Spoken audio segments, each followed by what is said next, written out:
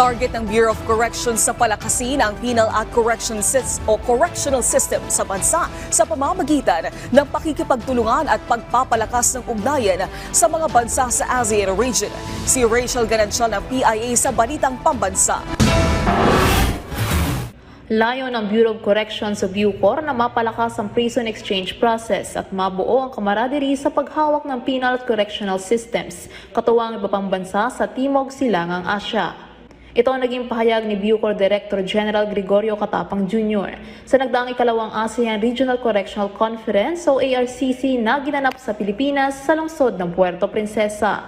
Ayon pa rito, makatutulong ang conference sa paghawak ng Bureau sa kalintulad na kaso ni Mary Jane Veloso sa Indonesia kung saan pinauwi siya sa Pilipinas matapos ang ilang taong pagkakakulong sa ibang bansa.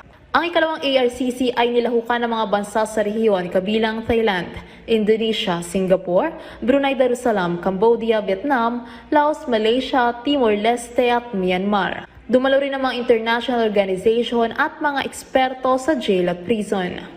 Saklaw nito ang mga usapin patungkol sa regional synergies, governance in the correctional system at building sustainable and humane correctional practices. Gayon din ang best practices sa decongestion, prison health, aftercare at reintegration. Ang kolaborasyon sa mga karatig bansa sa ASEAN ay makatutulong din sa BUCOR sa layo nito na maibalik sa Pilipinas ang mga kababayan na nasentensyahan sa ibang bansa at dito na pagbayaran ang nasabing sentensya. Mula sa Philippine Information Agency Mimaropa, Rachel Ganancial para sa Balitang Pambansa.